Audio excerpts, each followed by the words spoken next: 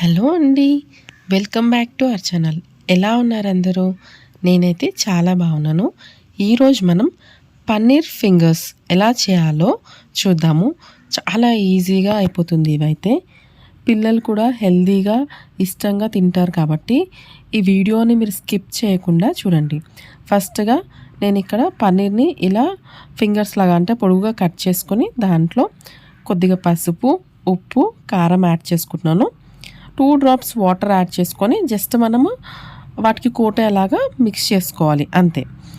So ఇలా మనం ఏంటంటే నేను ఇంకా ఏమి యాడ్ చేయలేదండి. మైదా కానీ కార్న్ఫ్లోర్ కానీ ఏం యాడ్ చేయలేదు. జస్ట్ ఉప్పు, పసుపు వేసుకున్నాను. మీరు కావాలంటే పెప్పర్ పౌడర్, ధనియాల పౌడర్, గరం మసాలా ఏవైనా యాడ్ చేసుకోవచ్చు. అంటే స్పైసీగా కావాలనుకుంటే మనం ఇంగ్రీడియంట్స్ని ఎక్కువ యాడ్ చేసుకోవచ్చు.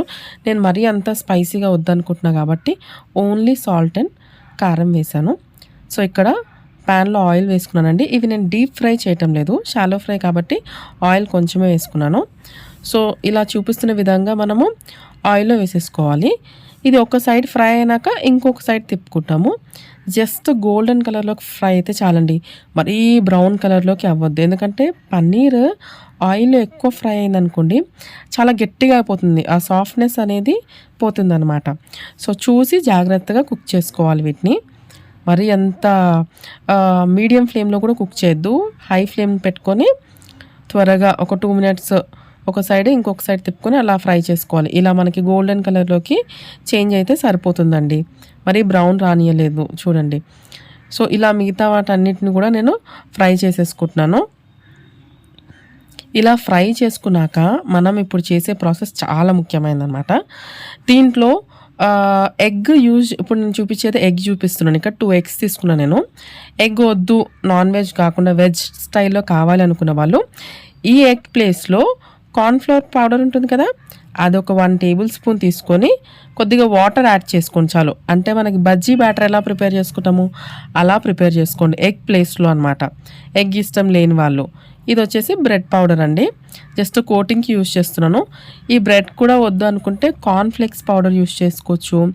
లేదు ఇంకా పిల్లలకి ఇష్టం కావాలంటే కురుకురేని కూడా పౌడర్లా యూజ్ చేసి కోట్ చేసుకోవచ్చు. జస్ట్ నేను మనం ఆల్రెడీ ఫ్రై చేసి పెట్టుకున్న పన్నీర్ పీసెస్ని ఎగ్లో ఒకసారి డిప్ చేసి బ్రెడ్లో కోట్ చేసి ఆయిల్లో ఫ్రై చేస్తున్నాను అంతే అనమాట. నేను ఎగ్లో ఓన్లీ సాల్ట్, కొద్దిగా కారం తీసుకున్నాను, ఇంకేం యాడ్ చేయలేదు. మీకు ఇందాక చెప్పినట్టుగా పెప్పర్ పౌడర్ కూడా యాడ్ చేసుకుంటే కొద్దిగా ఘాటుగా ఉంటుందన్నమాట. సో ఇవి కూడా అంతే అండి, 2 minutes ఒక సైడ్ ఫ్రై చేసుకున్నాక ఇంకొక సైడ్ ఫ్రై చేసుకున్నామంటే అంతే. ఎంత క్రిస్పీగా వస్తాయి అంటే మనం బ్రెడ్తో కోట్ చేసాం కాబట్టి. మీరు బ్రెడ్ పౌడర్ వద్దు అనుకుంటే నేను చెప్పిన విధంగా కురుకురే పౌడర్ లాగా చేసుకోవచ్చు, లేదా లేస్ని పౌడర్లా చేసుకొని కోట్ చేసుకోవచ్చు. అలా కోట్ చేసుకుంటే ఏమవుతుందంటే తినేటప్పుడు పైన క్రంచీగా బాగుంటుంది అనమాట. ఇక్కడ నేనైతే కొద్దిగా బ్రౌన్ బ్రెడ్ని తీసుకున్నాను అనమాట. ఆల్రెడీ అంటే ఇంట్లో ఉంది, దాన్నే పౌడర్ చేసి కోట్ చేసుకున్నాను. సో చూడండి ఎంత ఈజీ అయిపోయింది కదా.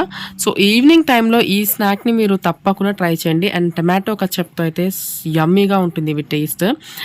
సో మరొక కొత్త రెసిపీతో మళ్ళీ మీ ముందుకు వచ్చేస్తానండి.